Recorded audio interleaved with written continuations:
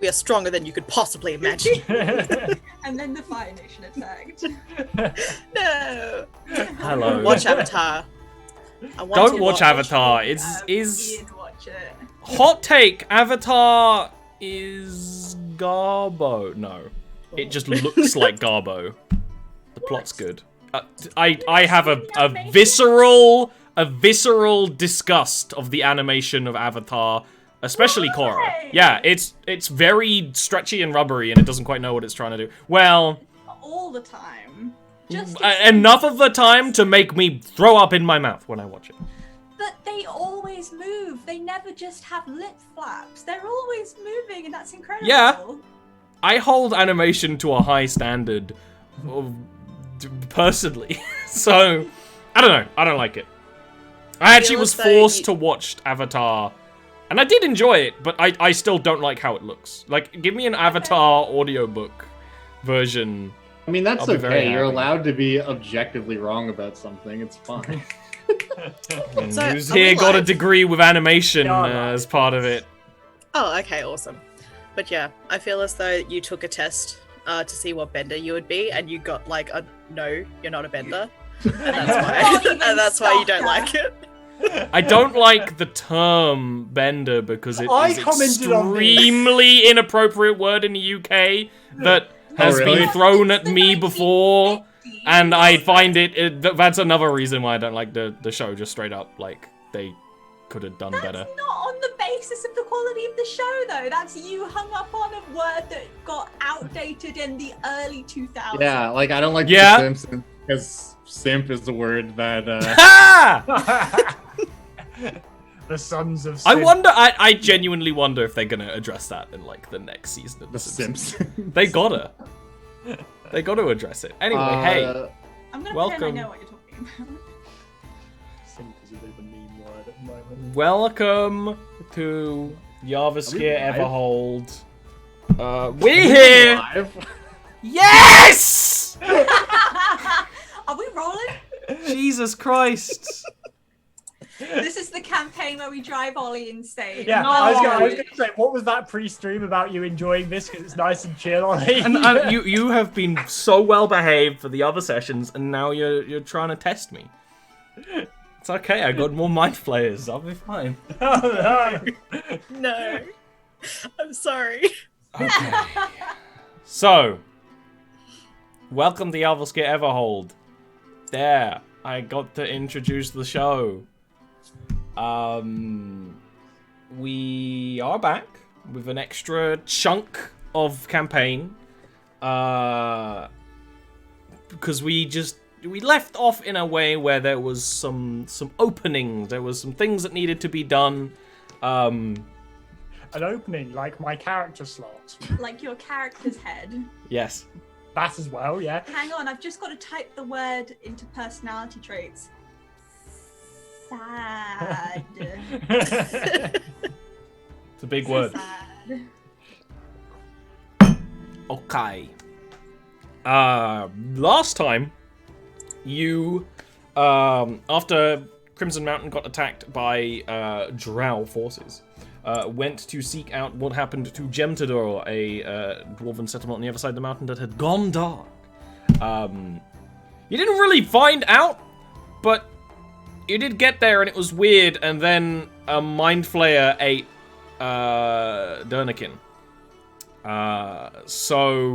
After defeating Dernikin, I defeated Dernikin. Finally, he said. After defeating the Mind Flayer and taking its head, you said that you would just go back to the city and, you know, address the situation. We're not even going to start off... But we're not going to start off with you going back there. You've already gone back to Crimson Mountain, and you've thrown the Mind Flayer head at the boot of the throne. We're not going to do the many conversations about how this is going to happen. We're going to skip forward several days to now. What a good nothing fucking sentence that was, Ollie.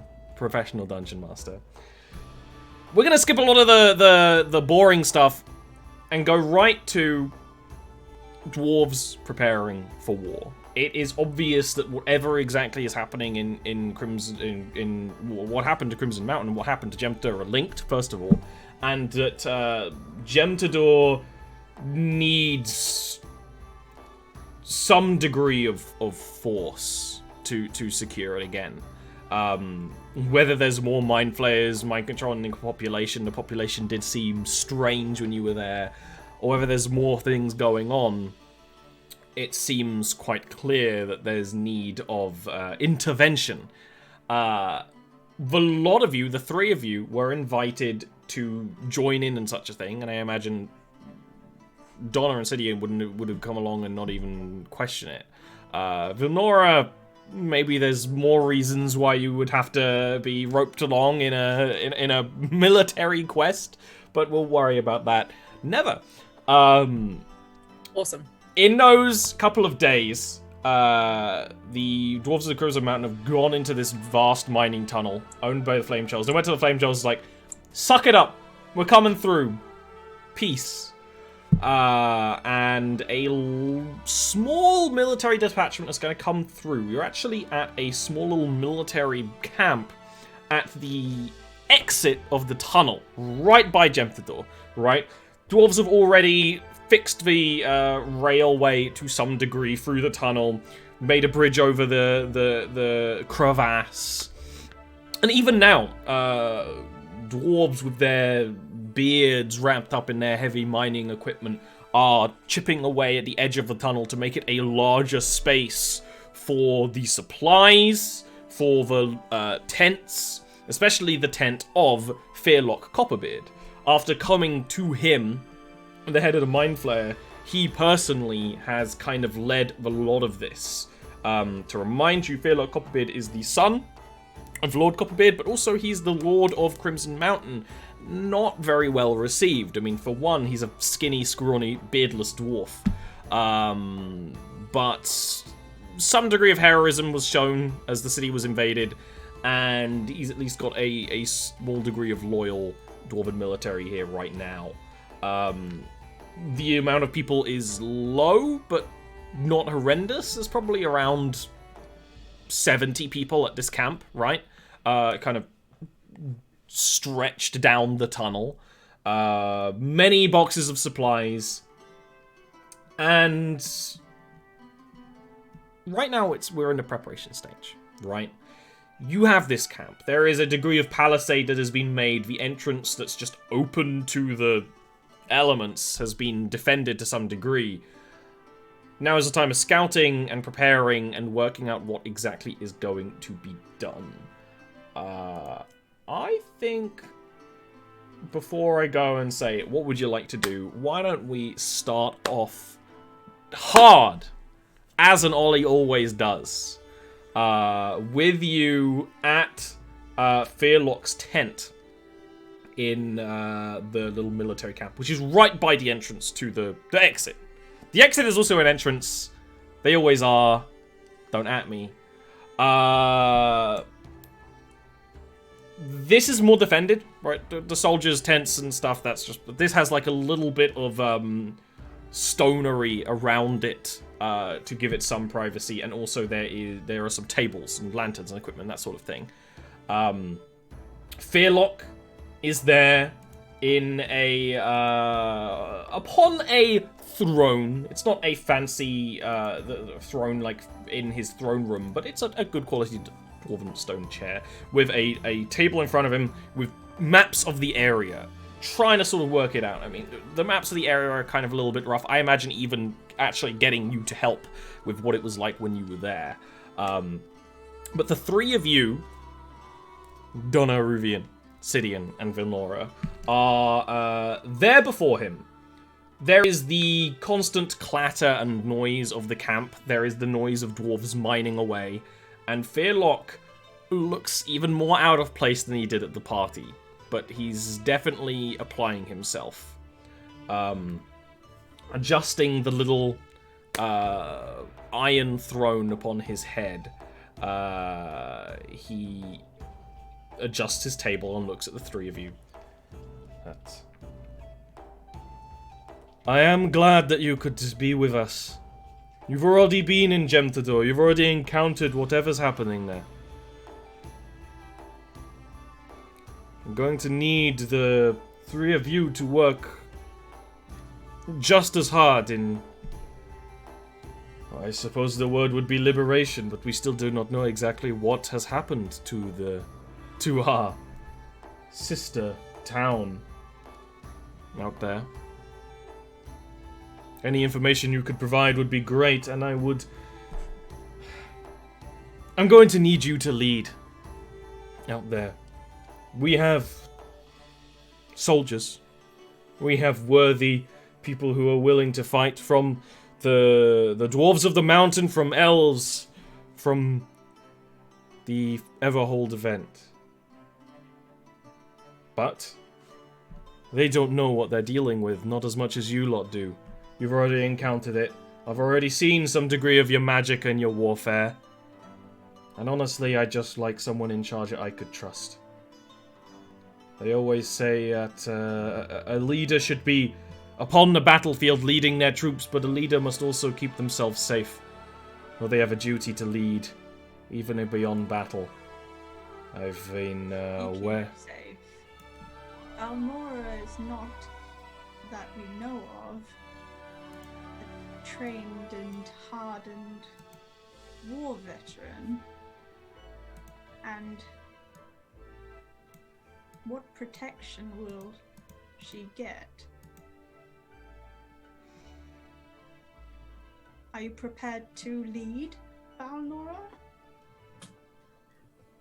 I'm prepared to help. There's more than leading that I can do, but I'm happy to help in any way I can and try. Fearlock, nods at this. You can kind of tell it was sort of his idea anyway. I mean, Vilnora is not a military leader. She doesn't look it. No. But he does have high expectations of you. After seeing your magic upon the party the other day. It does say that we have more allies than perhaps it first seems. We're preparing resources right now to go upon the battlefield out there, and we're scouting now. We even have some of your order, Scythian, who, after you called for them, have come to grant their aid. The Trilliant Order? I just What's nod that? at this. Vilnora asks what the Trillion Order is. As Sidian nods and doesn't say anything, Fearlock kind of rustles with the... I was going to say papers. It's not even papers. His desk is stone slabs. Because it's, traditional dwarven. So he rumbles around with that. Just imagine the noise. Drawers. Yeah! And goes, the Trilliant Order are allies from within the mountain. They worship one of the dwarven gods of gems and the earth itself. This is true. They're an order of paladins and divine. They will offer much in the way of support on the battlefield. And my people? We have Do they some offer of the elven scouts from Aradia have pledged their assistance, along with, well, we have all manner of fighting dwarves from the mountain itself. Most of the people you see walking around are willing to bring up an axe or a hammer to assist in battle. If we can get more support, that would be ideal, but I don't see many other ways to do that now. But, as you'll be leading, if you have any ideas on that, feel free to take charge. He says, like, again, looking over the papers and things. Mm-hmm. Right now we have scouts. A comrade, an unusual comrade, who may offer some intelligence in the area. Well, that would be great. No, the more we can know, the better. The slug man. Yes, for some. My friend. Yeah, Oh, Vilnora's friend, not your friend. I saw you pointing and I was like, oh no. I was doing a slug movement. I thought you were pointing Oh, at me too. By the way, Zoe, speak up a little. I know you're sad, but no, you've got to be sad and loud, like an American. Vilnora like rustles in and like takes out the slug figurine. I think that looks like what Sata Yeah, looks like, kinda, so- yeah. Smells like him. No, it doesn't. Prestidigitation is a great cantrip. Yeah, I can't even glad I say took that. I can't even say that. Like, yeah, you tried to wash it and it didn't. The sting didn't come off because you magicked it. Magicked it. What does magic smell like? Oh, that's a whole kind of magic on its own. But Philok nods. While we're scouting outside, allies would be of great assistance. There are more allies from Everhold, from the meeting, that have already pledged their weapons and assistance. In fact, I think you'd do well to acquaint yourself with one now. And he kind of like looks like behind you, and strangely enough, Fearlock brought his girlfriend with him here. You actually saw her before that he was talking to her, this dwarven maiden, not wearing equipment, like fighting equipment or anything, not even wearing, like, just pretty. It's like, the armor bra. no, not even armored bra. Like, I mean, there's the sheer amount of like steelwork needed to support dwarven breasts, but aside from that, to you two who have been to battlefields before, that's weird. That either Fearlock didn't expect this to be a real battle, or maybe she's a spellcaster, or it's weird that she's around. Been around him all the time while he's been here. But he nods to her, and she goes into the sort of the camp, and will come back with a individual of description that will be given now. Oh my god, I thought you were the girlfriend. No, That would have been good, actually. Didn't even think about that. I was ready for you to describe that you had like plaits in your like legs hair, like Yeah. the first time. That is a lasting memory from the first.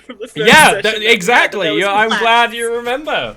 I managed to repress that, thank you. No, I'm ready for a test at the end of this. See, Zoe's been in other Jarviskjir games now. She's got used to it, but you're still fresh and excited.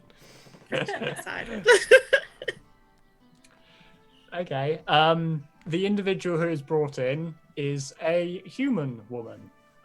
Surprisingly enough, The only human in camp. the only human in camp. You might have seen her. She looks to be approaching middle age, just before middle age. Fairly nondescript in terms of appearance. Maybe a little bit shorter than average height, about average weight. She's got some dark blue eyes and dark brown hair, fairly pale. She's wearing very heavy armor for her size. Chainmail clinking as she goes. There's a shield on her back and a mace at her side, and the shield looks to have had a lot more use from the mace.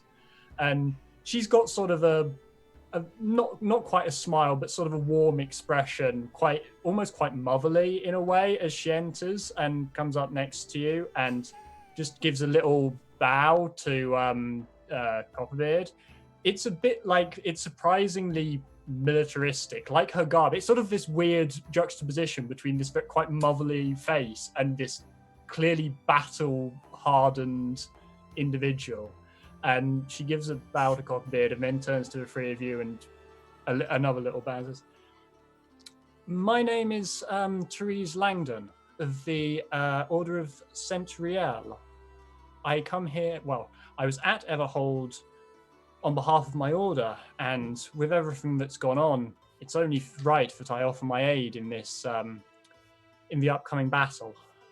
I really thought you were going to say Catherine or, the first one. Caitlin. No, I'm not playing Caitlin again. I was like, middle-aged human woman? Caitlin wasn't middle-aged. Caitlin... Yeah, but she'll be older now. Not bad, You'd be surprised. It's only been like 4 years in Jarviskjir since we started doing it. Time as we move in at a snail's pace. What? Wow. Caitlin was at the Everhold meet, though. She was. So was you were Oh. picking up some You subliminal knew you were messaging. going to die. It's also worthy of note when we get on a battle map, Therese is using Caitlin's Yeah, just to be even more token. confusing, it is actually Caitlin's old token. So the name is Therese. Therese, Yes. yeah. And what was the god again? Well, she'll actually. I'll ask in. Wait, no, Okay. you just said. Never What mind. What was the your god again? deity? So how do you ask? Sorry, did you? Oh no.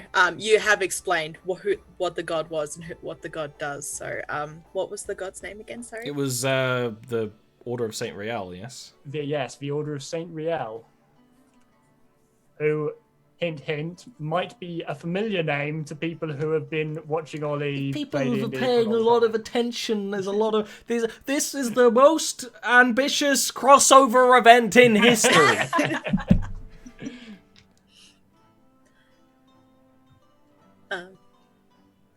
Villanora does a little wave. It's like, hello.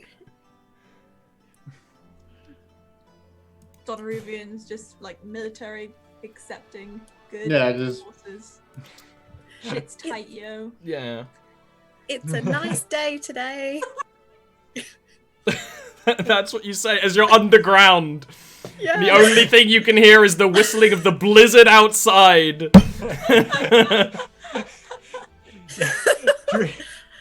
I hope the scouts are going well. Just Oh! awkward talk. Awkward talk. Therese just nods sort of amiably and says, "I've certainly marched in worse, yes." Yeah. She nods.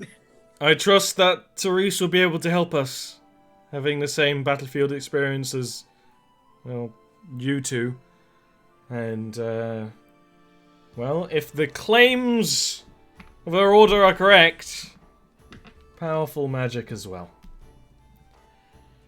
Yes, that is my speciality, but I can also act as a protector for those who don't fight on the front lines as much. Perhaps, your name was Vilnora, I believe. Perhaps I can protect you while you cast. That is a role I am somewhat accustomed to. The very rare occasion that I've had a chance to fight with other spellcasters who aren't of the same type as me. What type of spellcaster are you? I draw upon the power of Pyth through Saint Riel, so my magic is divine in nature. Of course, unfortunately, my nation does not look kind, or at least until recently did not look kindly on more natural gifts or learned magic. So I've not had as much chance as I'd like to fight alongside one such as yourself, but... Oh. A gold Portian refugee, I am. Refugee, not quite, no.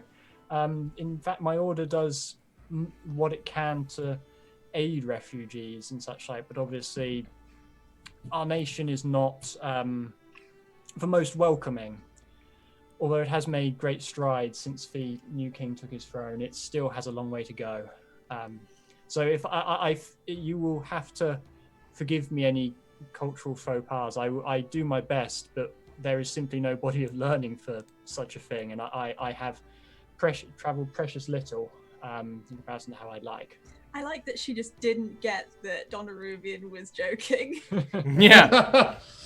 Well, elven humor is in a particular level. I have full expectation that you're not joking and that you're just this snarky all the time. Venora goes like, well, I'm happy to answer any questions and about that sort of stuff if you like. But yeah, no, that's great. And she's really like now because it was like, oh, last time someone protected me, it went so well. Just in my head, just like, oh god. Oh no, you just like see people dying in your mind. Just like the complex. just Yes, flashbacks. Perhaps on the remainder of the road to Gemtador, was it? We can discuss such things. But Lord Copperbeard, is there anything? Have we got any specific orders for the time being, or? Until the scouts return, you may do as you wish. If you wish to drum up allies, if you wish to look over the resources, look over the soldiers, cast prayers to your homelands. This is all sort of things that you can do. I'll be sure to let you know the moment the scouts return. We're trying to be thorough. At this time, the girlfriend of Fearlock walks. Giving kind of a wider berth to Teresa than they did before. In fact, two of you may even notice of her sneer slightly when Therese pointed out that she was part of the Church of Pyth. But she just straight up like sits. Stir up some shit. She just straight up sits on like the arm of his chair. Now, Fearlock is a young man, but yeah, he kind of. He doesn't shoo you away, but he goes back to his reading and stuff as she gives him a little smooch, like above the ear. Oh. 2 types of people. 3 types with Josiah laughing. So, what would you like to do? You have this sort of camp.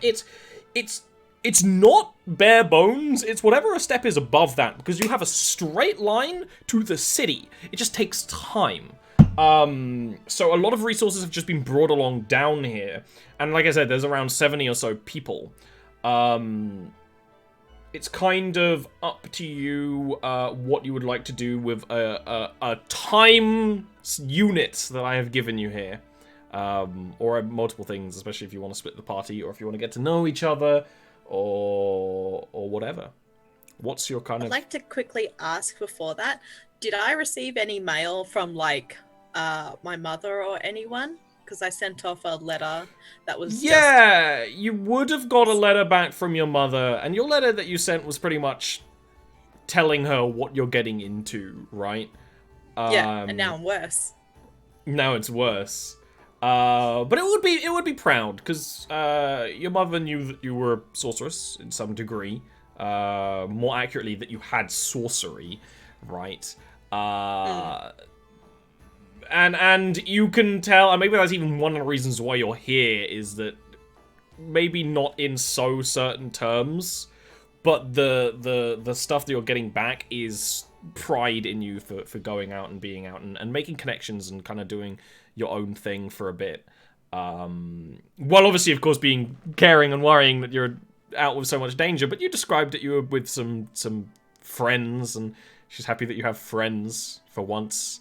And so she's actually quite supportive and such. That's great. Just making sure that good question. That was all good. Yeah. Did she send any clothes for you to wear? Sent me extra things from home. You know what? She actually would have. She actually would have. Do you remind me real quick if your mother was a half elf or a wood elf? I can't remember. She is a wood elf from House Gallimar. Yes, I remember that. So she would have sent a few things. The main thing, which you're like, oh, why is this letter heavy? is a fairly ornate dagger, actually. So much so that the dagger comes with like a decorated sheath. You know, when you get daggers anyway, you're just like, here's a leather pouch that you'll put every dagger you ever own in for the rest of your life. But this is like a decorated piece of equipment in the greens and golds of a Iranian royal house. It's actually very decorated. There's even a jewel, a kind of white gemstone in the casing sheath. I was using the word earlier, but it left my brain.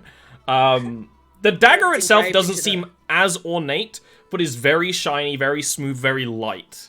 In fact, being a sort of sorcerer, you can even feel that there's some sort of magic going on with it as well.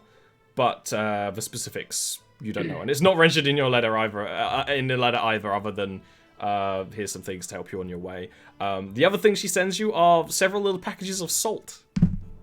Which is just a practical thing, because you know your mother was a courier, and it's like, well, this is actually one of the very useful things for you to have on the road is just salt. So those are the things you get. Just for anyone that probably doesn't know, why is salt useful on the road? Well, there's a variety of reasons, but really, this is a world before refrigeration. So you can mask or cure meat. So if your meat's or any food actually is not very good quality, you can physical road now, and I was like. But yeah, but that's one of the other things. There's actually a lot of other uses for salt. Some people use it in magic.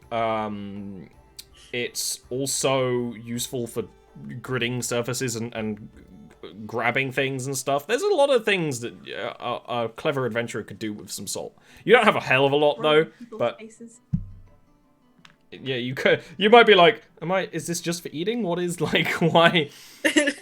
Just lick some salt every now and then. If you have enough of it, you can make bombs with it. It's like, yeah. Sure. Every D&D game ends up with someone making a bomb or buying a bomb, so. I once had to house rule on someone making bombs with a lot of salt. Don't let your players buy a lot of salt. I had once had a house rule where a character tried to do some alchemy and do a wild magic surge to make it go better, and they rolled 2 1s, and their character blew up. Yeah, well, down to the shoes. Them's the breaks. Yeah. We did one, there was a party in Jarviskjir that accidentally committed regicide with a bomb. Well, accidentally. Happens to everyone. Yeah, I guess. Awesome. It was more of a quadruple murder suicide. No, I'm not even referring. I'm not even referring to that. That's a separate one. You're referring to a different regicide. Sorry. I'm referring to a different regicide. Yes, that one was intentional. The one that I'm referring to definitely wasn't intentional. Democracy. All I've gotten so far is that there's been 2 regicides in Jarviskjir now. There's a lot of regicides. I mean, does the Daimao count as a regicide? She wasn't a king or a queen. That's right. Then, so Okay. Hard to say. I would say yes, given the intent of the word, but no, given the etymology of the word. yeah, exactly. And you know, anyways, with All right. that and your shiny new dagger, whence would you like to do? You mentioned what was on the sleeve of this, the sheath of this dagger again. Was it a weird crest? Did you mention? There is it's kind of like almost a rose-like pattern of gold filigree on green painted metal with a white gemstone that's circular in the middle of it. I think Donna Ruvian's just gonna side-eye you. It's very fancy and very wood elven, you know. It just looks the part. Just you do that to me? It's like, my mum gave this to me.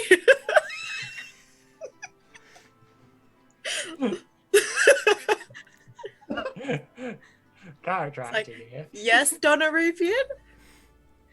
Dorian just melts away. Just Disappears into the stew. Disappears into the hedge like Homer Simpson. Why is there a hedge in this stone tunnel? It's just a random hedge. Yeah. Well, you know, the dwarves brought it down. The elves. They brought it down to appease the elves. But yeah, no, she definitely looked at this dagger and is probably gonna find someone to maybe try and identify it. Try it on. She's tried it on. It looks really good on her. That's a good point. Can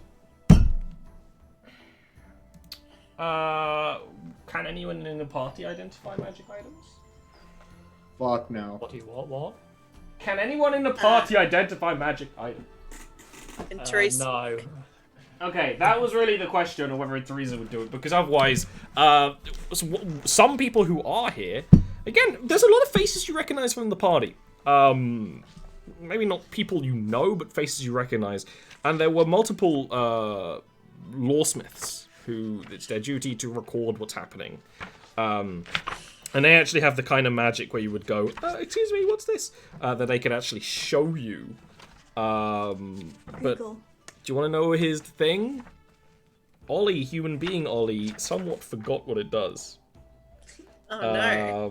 What, you're Is it a Vorpal dagger? Were you hoping It's not a to Vorpal figure it out dagger. in the break?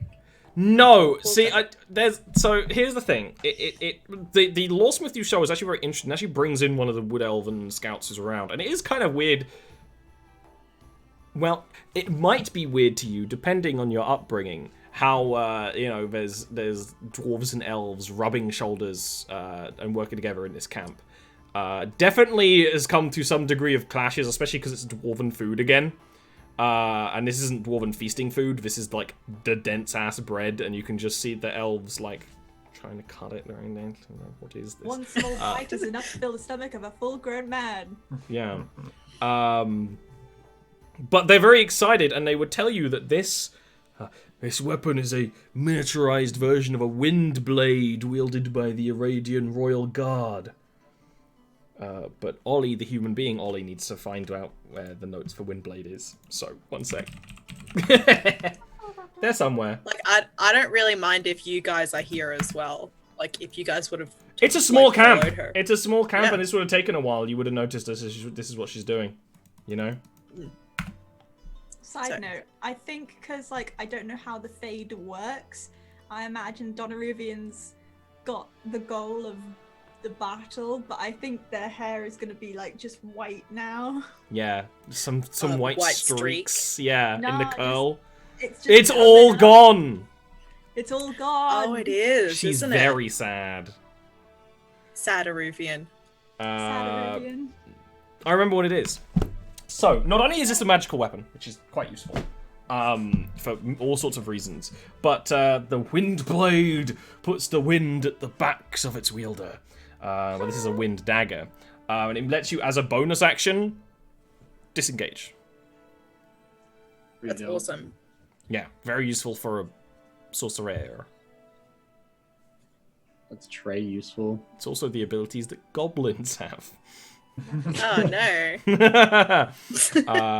Yeah, for some reason this seems like so much more elegant than a goblin, but it's effectively the same. It's the same thing. I was trying to remember because I've used Iradian Royal Guard stat blocks before and they have wind blades. I was trying to remember what it was.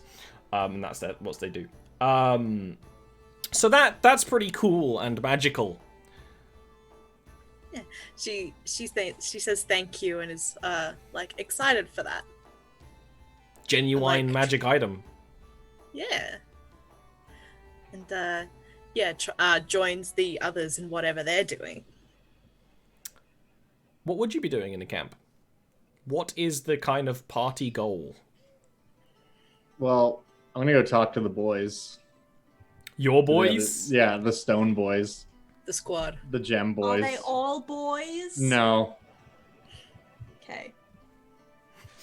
There's equal representation.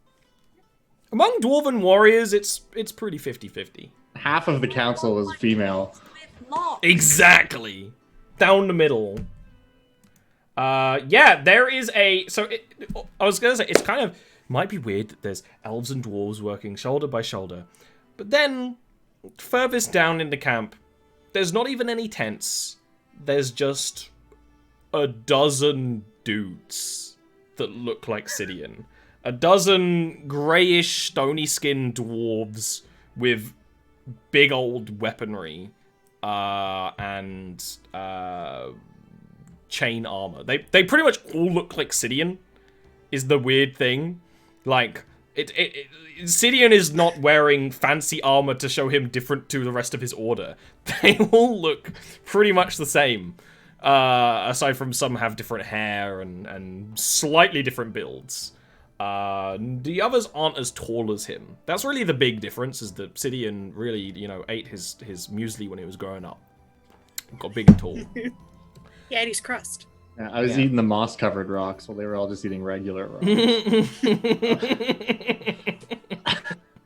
I don't know why I like that. I like that a lot. So, this is an aspect of the camp, is that there are members of Sidian's order who are here to join you.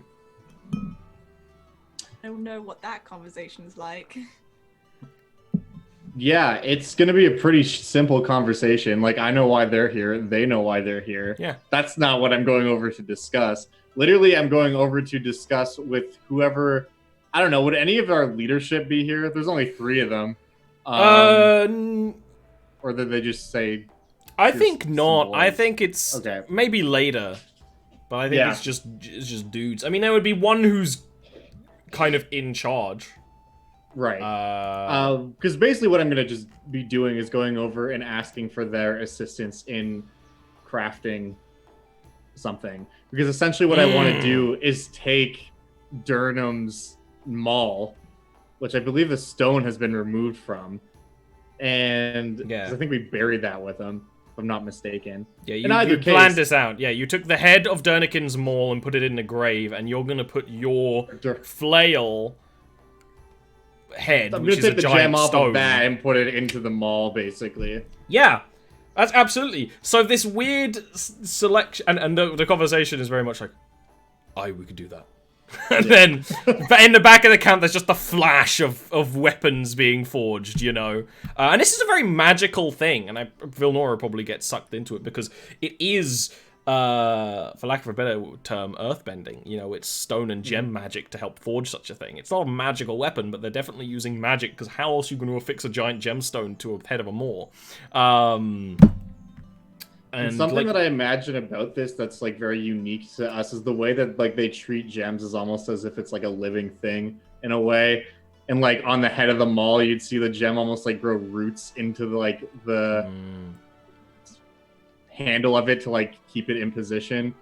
Because a big thing with their order too is like belief and intent, where it's like it might not mechanically do anything different, but like this will be a more powerful weapon because it has like intent and like emotion. That's a very dwarven thing, right? That's you know, there's a even though this is a different order of dwarves, it's very dwarven traditions being folded into the weapon, and yeah, the meaning of the weapon, that this is of a fallen and great warrior now going to avenge them, it's good. Yeah, Vilnora is definitely in the middle of that. She's trying to make conversation with one of the dudes, like, and then watches. They are not talkative. They're not impolite, but they're not talkative. Like, Sidian is probably one of the most personable people in his order, which is why he was sent as the diplomat. So, like, using him as, like, the high end of the scale for personability, I guess, should give you a good idea about what the average person there is like. That's fine. But, yeah.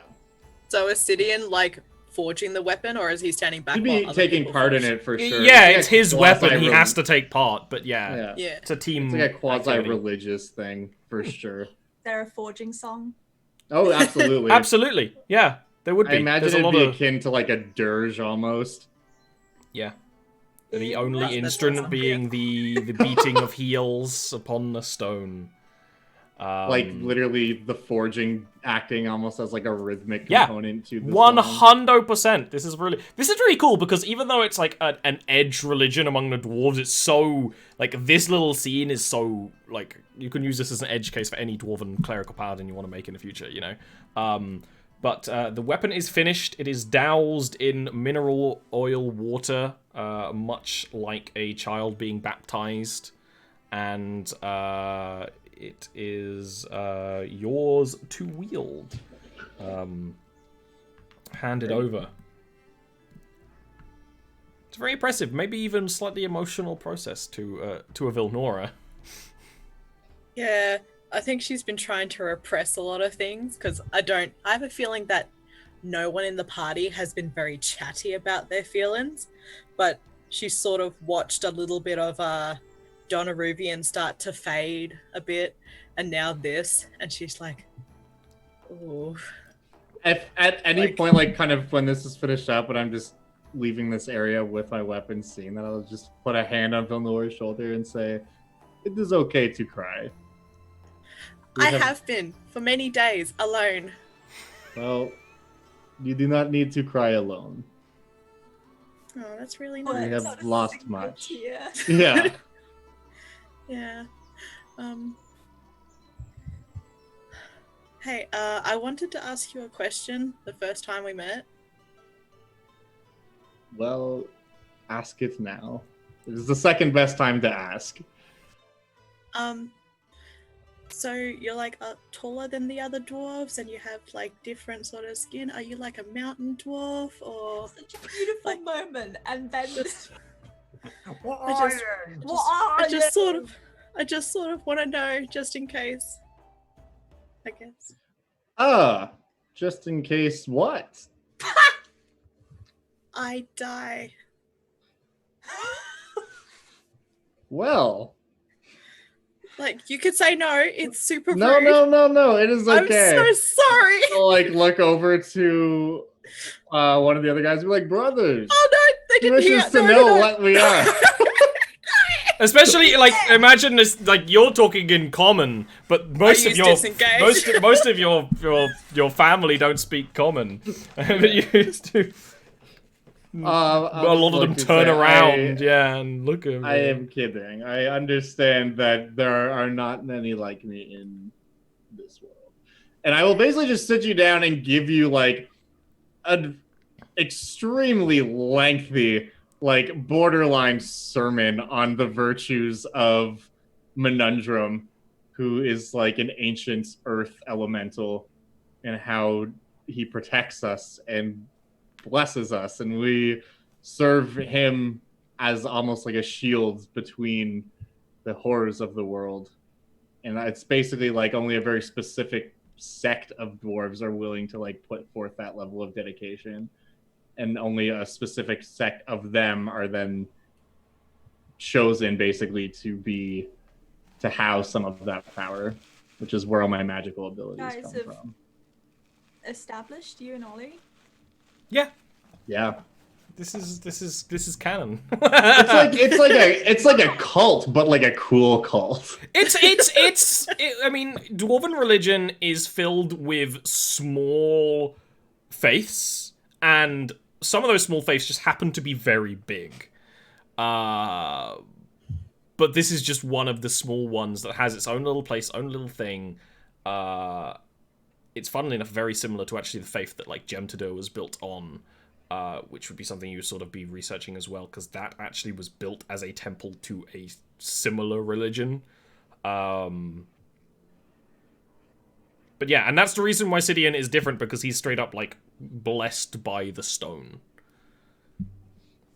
Some would classify that as mutation.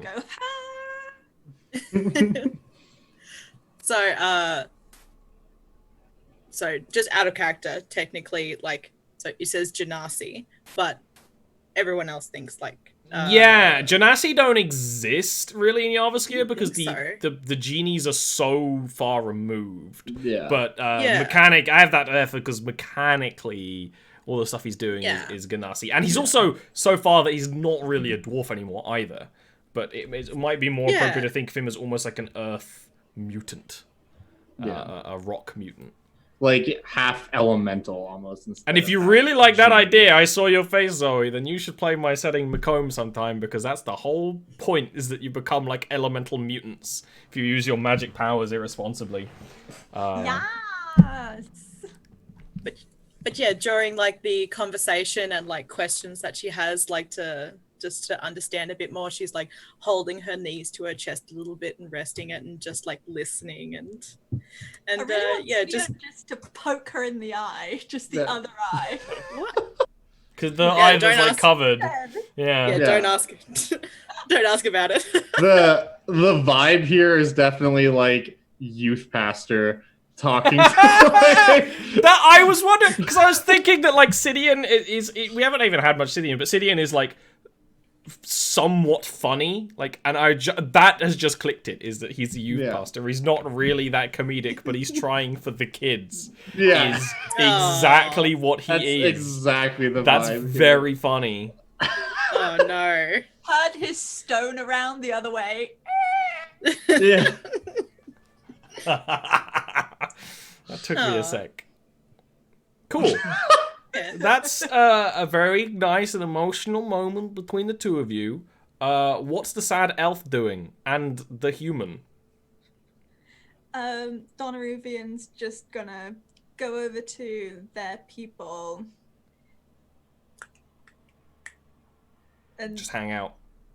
And then probably, like, between the grave and the people, like, you're all set. Ah, interesting. Going out to the grave...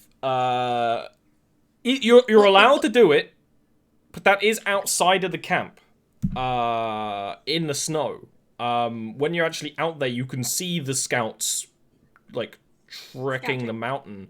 And you can actually even give me a perception check, because you're not scouting, but you got eyes. Empty chairs and empty tables. It is a little empty chairs and empty tables. Did I roll? I selected it. It might just be taking a sec. Fridays are slow days for Roll20. There we go. There it is. 8. Yeah, that's really good. So, the scouts haven't got back yet, but they're probably... The tears act as telescopes.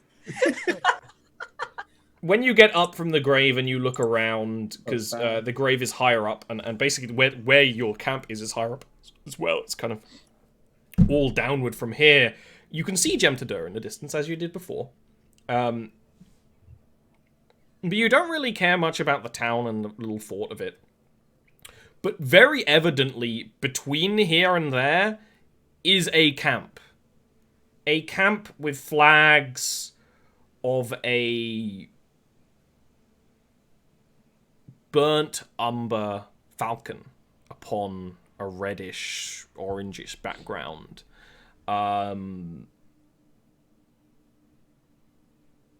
Knowing, like, what is within the camp other than that is not exactly your expertise, although feel free to give me another check for that. I'd have to work out what it was if you're actually interested. But you can see that there is a war camp closer. Not, like, encroaching in your territory, but it isn't that far away. We're not talking big spaces here. A college try. Yeah, let me work out what that would be. I think a history roll. Yeah. Yeah. Because this is sort of deciphering, like, whether you have knowledge about X They thing. hella old. They could know. Yeah, well, exactly. And actually, this is something you have encountered before, is because it's goblins, but not just goblins. It's a hobgoblin mercenary company. You can see that they've made a camp there, and that they're actually a goblins kind of traveling around the space around it. They've dug sort of almost pits in the snow from how they've been walking around because it's snowing. But you can see goblins and hobgoblins in their camp, and even looking further beyond the town is another goblin camp with the same flags. This camp is not very far away from yours. I can even give you an exact number. It is less than 500 feet away as the crow flies. Now, there is height as well. But who cares about the third dimension? Like, get out of here. But that's not far away at all. You know, that's... Yeah, That's I think that. Donna would lay a hand on the grave, depart, walking on top of snow like elf bastards do. Like, I don't know. Yeah, I'd probably go to Probably. Face Boy. What about Therese? This is the thing I've been. Well, I was gonna say you could go to Therese because I imagine Therese isn't doing much. Yeah, I think Therese would actually have sort of not quite followed you, but would have sort of like been keeping an eye. When she went out, you stayed by the door. That's kind of what I was imagining, honestly. So when you come back in, sad. It's also Therese is not subtle. She wears chainmail and she's a bit clunky and clumsy. And there's also not much space to hide here unless you're like very she's good not at it. even she's like sort of trying to make you aware as well. So you'd have known that she was. Donoruvian's just sad. The wind is blowing. Their hair is white like the snow. Yeah, as sort of you would sort of turn around and head back in, or just turn around. Like Therese would just slightly sad expression on the face, nod at the grave, and say, "I noticed during the banquet that there was a fourth of your number. I take it that they lay there." How to do feelings? I think not completely hostile, but stern, like a child who's like picking their nose in public or something. Just lean into your space and just say, "Speak not of it," and then just go on. Therese would would like watch after you with a bit of a sad expression, as more for you now than the grave. Sort of nod, would sort of go up and kneel before the grave and pay her respects before heading back in. Poif. At that snappery, there's actually a great place to take a break. So we're gonna be back in 5-ish minutes. Heavy on the ish. Extra dollop.